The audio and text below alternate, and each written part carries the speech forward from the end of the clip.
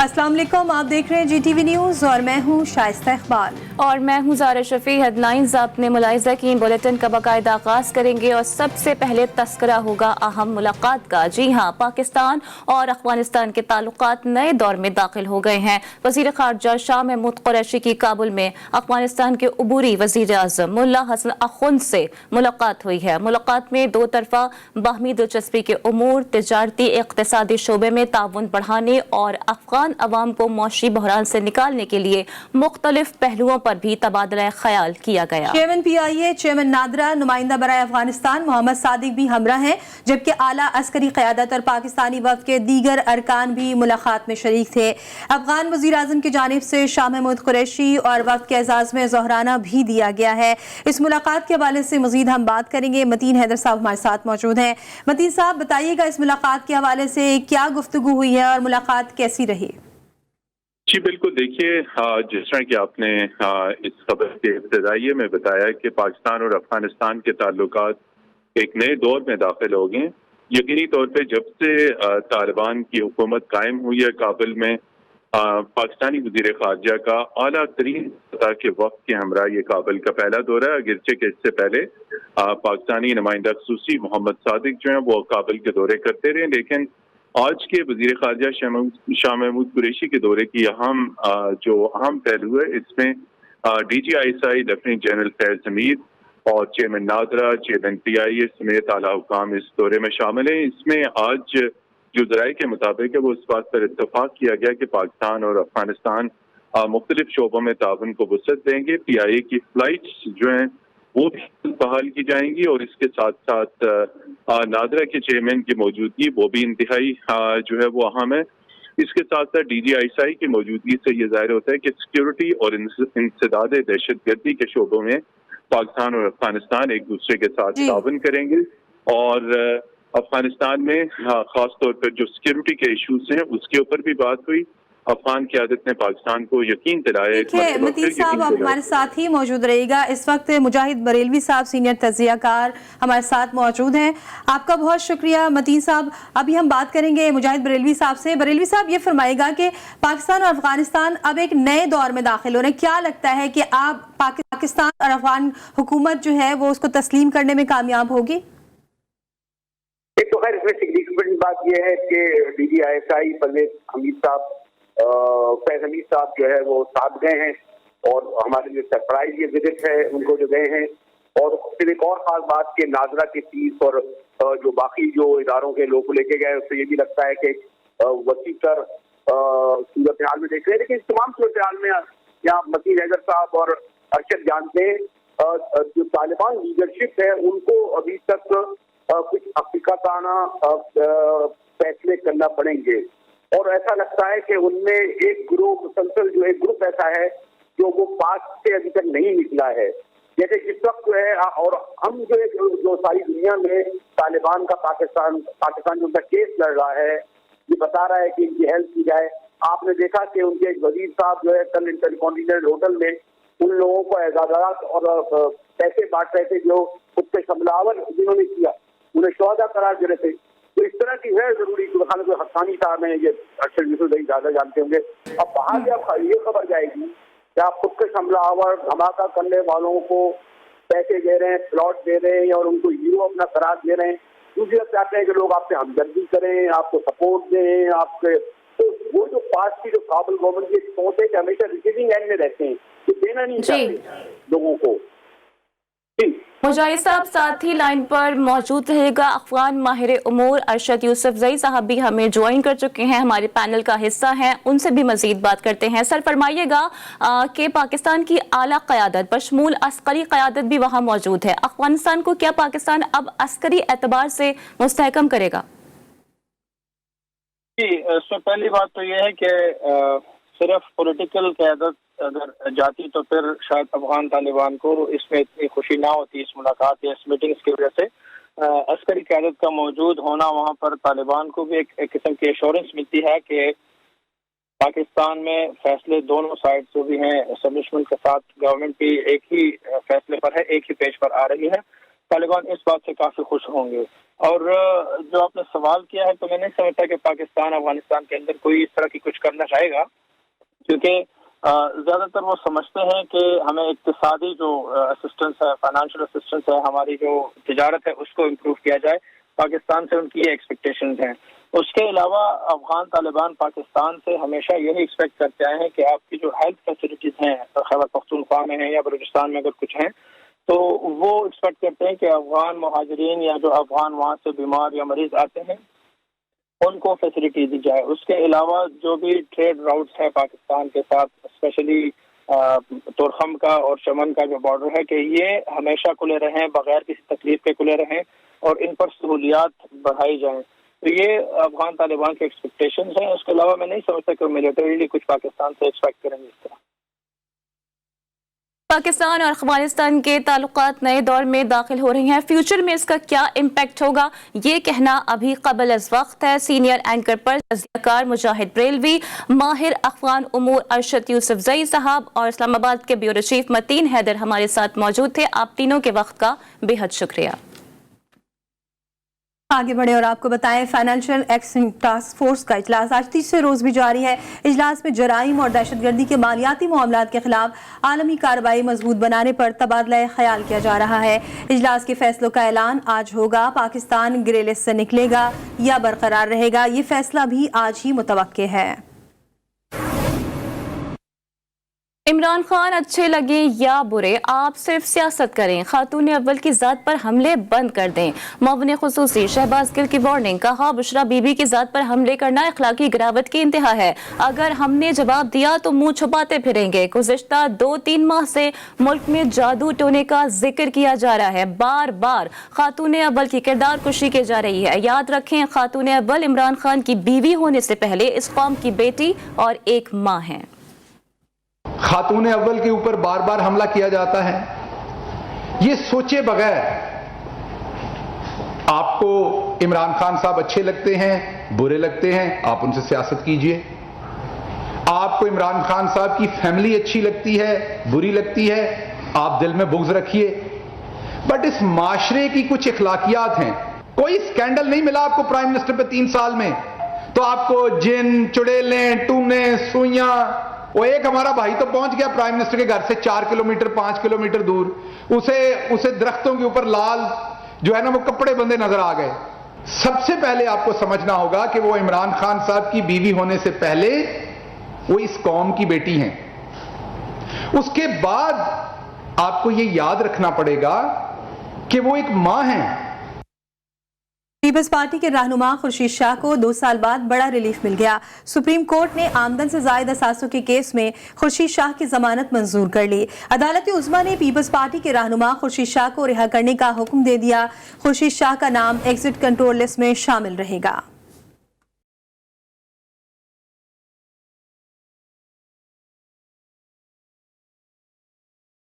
Supreme court ने peoples party के senior रहनुमा खुर्शीद शाह की जमानत मंजूर कर ली। सिंध हाई कोर्ट ने पीपी रहनुमा खुर्शीद शाह की दरख्वास्त से जमानत मुस्तरद की थी, जिसे उन्होंने सुप्रीम कोर्ट में चैलेंज किया था। सुप्रीम कोर्ट ने साबिक अपोजिशन लीडर को 1 करोड़ रुपए के मचलके जमा कराने का हुक्म दिया है। दौरान समाअत सुप्रीम कोर्ट ने रिमार्क्स दिए कि फिलहाल खुर्शीद शाह को मजीद कैद रखने का कोई जवाज नजर नहीं आता। नैब ने इस्तदा की खुर्शीद शाह का नाम ECL में रखा जाए, जिस पर अदालत ने उनका नाम ECL में रखने का हुक्म दिया है। सुप्रीम कोर्ट के जज जस्टिस उमर अता बंदियाल ने कहा कि नैब तहकीकात करे, लेकिन खुर्शीद शाह को मुस्तकिल जेल में न रखा जाए। कौमी एहतसाब ब्यूरो ने खुर्शीद शाह को 18 सितंबर 2019 को गिरफ्तार किया था और उन पर आमदन से ज़ायद असासे बनाने का इल्जाम है।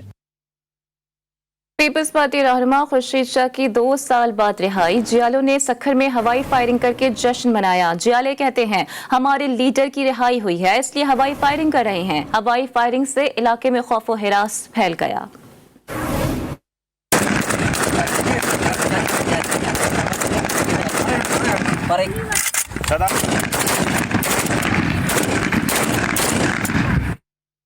अभी आपको खबर दें, इंटर पार्टी इलेक्शन के बाद एमक्यूएम पाकिस्तान में एक बार फिर इख्तिलाफात की बाज़गश्त हुई है। मुखालिफत में बैनर्स लगे तो पीआईबी वालों ने भी बहादुराबाद वालों के हाथ बढ़ा दिए और एमक्यूएम बहाली कमेटी के सरबराह डॉक्टर फारूक सत्तार ने भी नाराजगी खत्म करने की ठान ली। एमक्यूएम पाकिस्तान के रहनुमाओं को एक साथ मिल बैठने की पेशकश कर दी। फारूक सत्तार कहते हैं कहीं भी बुलाओ आने को तैयार हूँ। इसी हवाले से मजीद बात करते हैं अपने नुमाइंदे रिजवान आहद से। रिजवान, अपडेट कीजिएगा, क्या नजर आ रहा है कि एमक्यूएम पाकिस्तान एक होने जा रही है, बहादुराबाद और पीआईबी एक हो रहे हैं? जी बिल्कुल, देखिए आज फारूक सत्तार ने अहम प्रेस कॉन्फ्रेंस की है जिसमें तमाम जो उर्दू स्पीकिंग बोलने वाले जितने भी धड़े किसी भी नाम से काम कर रहे हैं सबको एक साथ एक पेज पे आने की दावत दी गई है। खास तौर पे अगर बात की जाए तो उनका ये कहना था कि डॉक्टर इशरत इबाद जो है, जो साबिक गवर्नर भी हैं, उनसे भी वो रास्ते पे है और इस तरह वो चाहते हैं कि जितने भी धड़ हैं वो एक हो जाएं। उन्होंने एमक्यूएम पाकिस्तान को भी खास तौर पे कहा कि पार्टी इंटरेक्शन जो हुए हैं इसको नहीं मानते और जो जायज जो चीजें हैं वो होनी चाहिए और तरीके से जो नौजवान हैं वो रिजवान, और जो ड्राई क्लीन होने का एलिमेंट था, क्या उन्हें भी दावत दी जाएगी? जी बिल्कुल, देखिए उन्होंने पीएसपी का नाम लेते हुए कहा कि वो चाहे पीएसपी हो, चाहे एमक्यूएम पाकिस्तान हो, चाहे आफाक अहमद हो। शुक्रिया रिजवान अपडेट करने के लिए।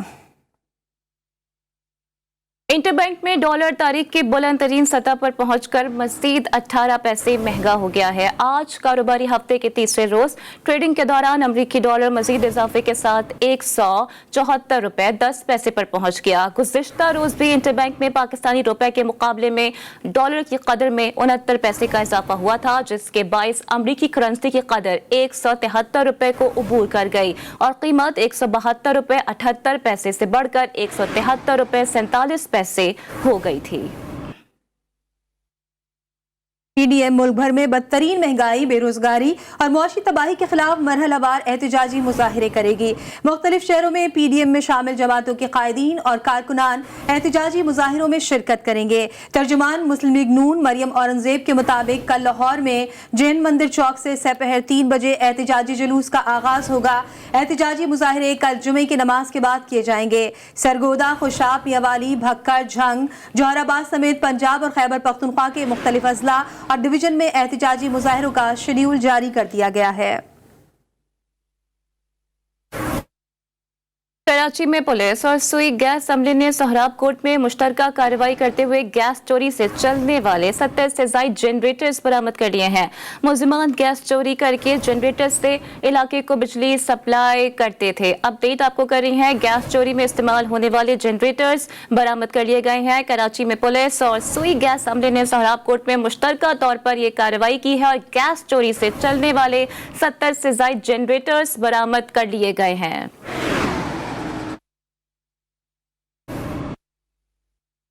बलूचिस्तान असम्बली सेक्रेटेरिएट ने हुकूमती हिमायती अरकान के एतराज़ और असम्बली में दरख्वास्त जमा कराने के बावजूद ज़हूर बलूदी को बीएपी का नया पार्लिमानी लीडर मुकर्रर कर दिया गया है। नोटिफिकेशन भी जारी कर दिया गया है। इस हवाले से बलूचिस्तान असम्बली सेक्रेटेरिएट ने हुकूमती हिमायती अरकान के एतराज़ और असम्बली में दरख्वास्त जमा कराने के बावजूद ज़हूर बलूदी को बीएपी का नया पार्लिमानी लीडर मुकर्रर करके नोटिफिकेशन भी जारी कर दिया है।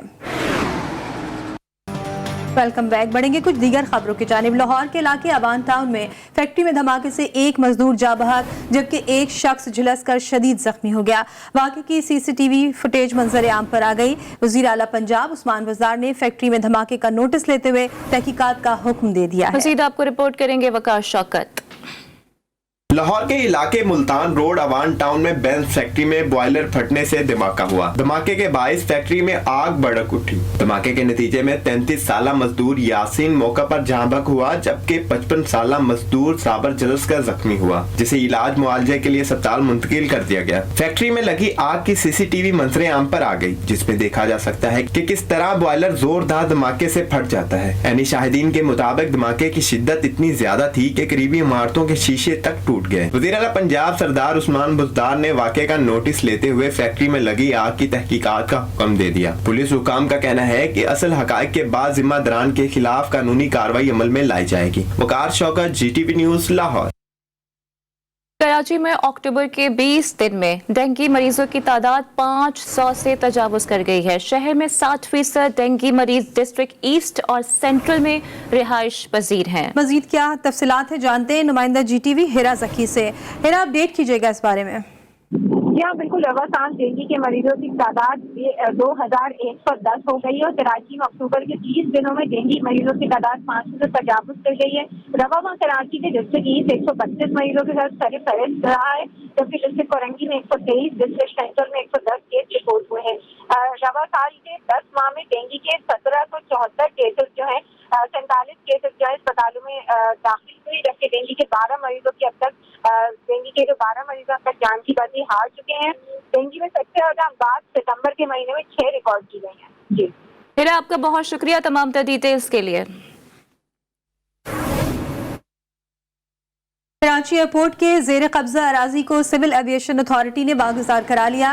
कराची एयरपोर्ट के मैनेजर और डिप्टी मैनेजर ने 4 एकड़ जमीन बागुजार करा के महकमे के बोर्ड भी नस्ब कर दिए हैं। इसी हवाले से मजीद बात करेंगे नुमाइंदे खुसूसी जावेद असगर चौधरी से। जी जावेद, आगाह कीजिएगा। जी, लैंड माफिया ने कुछ कम माह कबल सिविल एविएशन अथॉरिटी की मिल्कियती जमीन जो कि कराची एयरपोर्ट से शारा फजल के आने की तरफ आते हुए उल्टे हाथ में पड़ती वहां कब्जा करके जमीन हटाने की कोशिश की थी और जराये का ये कहना है कि कब्जा माफी की जानिब से वहां बाकायदा तौर पर दीवारें तक तामीर करके वहां गेट भी नस्ब कर दिए गए थे, जबकि इस हवाले से आज कार्रवाई की गई है और इसमें सिविल एविएशन अथॉरिटी ने अपनी कब्जा की गई 4 एकड़ जमीन जो कब्जा माफी बागुजार करा ली है। कराची एयरपोर्ट के मैनेजर और डिप्टी मैनेजर की सरबराही में CA ने कार्रवाई मुकम्मल की और इस जमीन पर कराची एयरपोर्ट से मुख्तलिफ जमीन पर CA के बोर्ड भी आवाजा कर दिए गए, जबकि इस कार्रवाई में CA ने भारी मशीनरी से कब्जा की गई जमीन पर दीवारें और जो कब्जा तामीरात हैं उसको तोड़ दिए, जबकि लैंड माफिया ने कुछ माह कबल इस जमीन पर कब्जा करके जमीन हटाने की कोशिश भी की थी। और इस हवाले से कराची एयरपोर्ट के मैनेजर इमरान खान के कहना था कि director general civil aviation authority Khaqan Murtaza की हिदायत पर CA हुकाम ने कार्रवाई की है, जबकि इस हवाले से आपका जावेद असगर चौधरी अपडेट करने के लिए। OGDCL ने बलूचिस्तान में गैस के ज़खायर दरियाफ्त कर लिए हैं। जनार्दन वेस्ट कुएं को 1627 मीटर गहराई तक खोदा गया। जनार्दन वेस्ट कुआं सूबे बलूचिस्तान के जिला कोहलू में वाक़ है। OGDCL के मुताबिक कुएं में यौमिया 2.39 मिलियन क्यूबिक फीट गैस मौजूद है। ये दरियाफ्त मुल्क के हाइड्रोकार्बन रिजर्व बेस में इजाफा करेगी। और कराची वालों के लिए खुशखबरी, ग्रीन लाइन बस रैपिड ट्रांसपोर्ट मंसूबे के लिए मजीद 40 बसें कराची पोर्ट पहुंच गई। गुज़िश्ता माह 19 सितंबर को 40 बसें आई थीं। बसें तो आ गई, लेकिन कब और कहां चलेंगी यह अभी किसी को नहीं पता, क्योंकि अभी तो बहुत काम बाकी है। मजीद आपको रिपोर्ट करेंगे रिजवान राहत खान।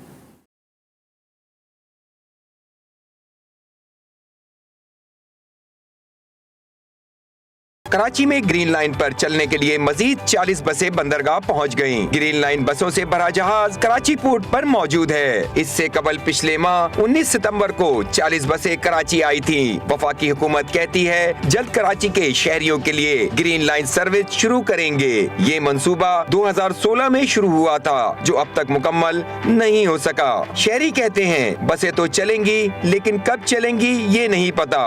अब तो ठीक ठाक काम बाकी, अब तो गाड़ियों का वहाँ जो गाड़ियाँ जाएंगी वो उसका रूट ही नहीं है वापस आने का। ये अवाम को शोशा दिखा देते हैं, ऊपर से गाड़ी चला लेते हैं, अवाम खुश हो जाती है कि गाड़ी जा रही है। ये सिर्फ सुनने की बातें और देखने की बातें, दिखने में बस आ गई है लेकिन चली तो नहीं है ना। बसें तब आएगी जब चलेगी। तो नहीं है ना। बहुत मुश्किल है कि ये इस महीने चल सके। हमें तो लगता है कि ये इंशाल्लाह अगले 2-3 साल में चलेगी। इस महीने में नहीं चला सकते हैं क्योंकि सारा माल रुका हुआ है। इसी एक स्टॉप का ऐसा हाल है तो फिर दूसरे स्टॉपों का क्या हाल हो। टिकट स्टेशन नहीं है, ना कोई अमला है, ना चलेगी, ना वॉशरूम है, ना कोई लिफ्ट ओपन हुई है, ना कोई। कैसे चलेगी? मैं तो ये परेशान हूँ। ये कह रहे कि तकरीबन इसी महीने चला देंगे, कैसे चलाएंगे? नुमाइश में जाके देखे वो प्रोजेक्ट कंप्लीट नहीं हुआ है। कराची पहुंचने वाली ग्रीन लाइन बसों की अब तक तादाद 80 हो गई। ग्रीन लाइन बसें सरजानी डिपो पर पहुंचाई जाएंगी, जहां चीनी माहिरीन बसों का टेक्निकली जायजा लेंगे। ड्राइवर की तरबियत के लिए चीनी माहिरीन कराची में मौजूद हैं। चीनी माहिरीन के जायजे के बाद बसों को आजमाइशी तौर पर ट्रैक पे चलाया जाएगा। जराये के मुताबिक पहले फेज में ग्रीन लाइन बसें सरजानी टाउन से नुमाइश चौरंगी तक चलाई जाएंगी। कैमरामैन रेहान के साथ रिजवान राहत खान, जी न्यूज़, कराची। मौलाना फजलुर रहमान ने आज का दौरा कराची मौखर कर दिया। मौलाना फजलुर रहमान अब कल कराची पहुंचेंगे। JUI के सरबराह हंगामी तौर पर पेशावर रवाना हो गए हैं। इसी बारे में बात करेंगे ब्यूरो चीफ कराची जिले हैदर से। जिले बताइएगा क्या वजूहात सामने आई हैं दौरा मुलतवी करने की?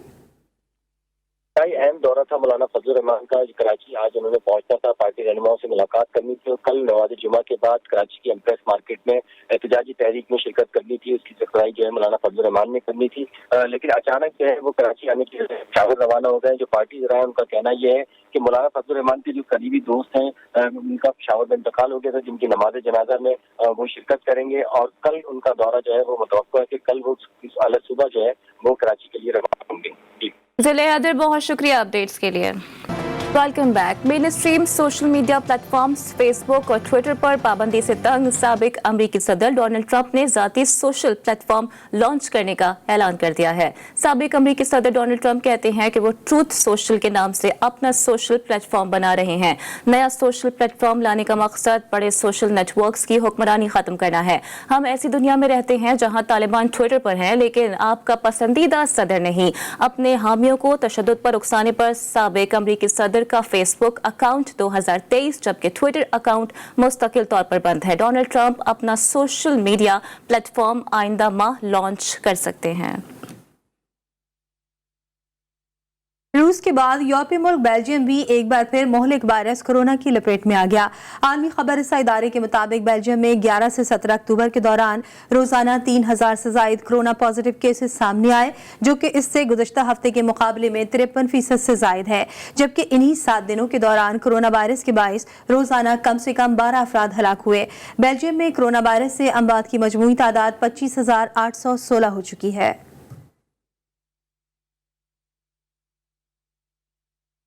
भारतीय रियासत मध्य प्रदेश में इंडियन एयरफोर्स का तरबियती तैयारा गिरकर तबाह हो गया। भारतीय मीडिया के मुताबिक फिजाइया का मुशाक तैयारा मामूल की परवाज पर था और ग्वालियर फिजाई अड्डे पर लैंडिंग के दौरान गिरकर तबाह हो गया। मीडिया के मुताबिक मध्य प्रदेश में गिरने वाला भारतीय फिजाइया का तैयारा मेराज 2000 था। भारतीय मीडिया का फिजाइया का यह कहना है कि तरबियती परवाज के दौरान तैयारे में तकनीकी खराबी हुई, ताहम हादसे में पायलट महफूज रहा। भारतीय फिजाइया ने वाक़ये की वजूहात जानने के लिए तहकीकात का आगाज कर दिया है। Lahore college for women university में ईद मिलादुन्नबी सल्लल्लाहु अलैहि वसल्लम की मुनासिबत से क्रिकेट मैच खेला गया। खवातीन खिलाड़ियों का कहना था कि उनके लिए इस तरह की सरगर्मियां खुशाइंद हैं। मज़ीद आपको रिपोर्ट करेंगी सबा पाशा। ईद मिलादुन नबी की मुनासबत से लाहौर कॉलेज में 2020 क्रिकेट मैच खेला गया। Match Lahore college for women university और सागा क्रिकेट टीम के दरमियान में हुआ। खिलाड़ियों ने खुशी का इजहार किया। इनका कहना था कि मैदानों की रौनक बहाल देखकर अच्छा लग रहा है। ऑब्वियसली बड़ा अच्छा एक इनिशिएटिव है लड़कियों के लिए। ये टूर्नामेंट जो करा रहे हैं ये आने वाले मर्जिंग के लिए, फ्यूचर स्टार्स के लिए एक होप है कि वो अभी यहाँ पे खेले ताकि वो आगे पाकिस्तान के लिए खेल सके। और लाहौर कॉलेज ने और जितने भी हमारे स्पॉन्सर जिन्होंने किया ये बड़ा अच्छा इन्होंने साथ दिया। इस मौके पे डायरेक्टर स्पोर्ट्स प्रोफेसर हुमैरा भी मौजूद थी। इनका कहना था कि वो चाहती हैं कि ये खिलाड़ी मजीद आगे जाएं, इसलिए ऐसे मैच करवाती हैं। पिछले दिनों जो एक कोविड की वजह से जो है इतना ज्यादा स्पोर्ट्स को प्रमोट नहीं किया गया। आगे इंटर यूनिवर्सिटीज जो है स्टार्ट होने वाली हैं और बच्चों को भी प्लेटफॉर्म चाहिए। मेरा ख्याल है लाहौर में जो है 4 दीवारी के अंदर लाहौर कॉलेज का ही एक प्लेटफॉर्म ऐसे है कि जहाँ इवेंट कराए जा सकते हैं। मैच के इख्तिताम पर नुमाया कारकर्दगी दिखाने वाले खिलाड़ियों में तहाइफ भी तकसीम किए गए। कैमरामैन राना जैन के साथ सबा पाशा, GTV न्यूज़ लाहौर। इसी के साथ न्यूज़ बुलेटिन में फिलहाल इतना ही। देखते रहिए GTV न्यूज़।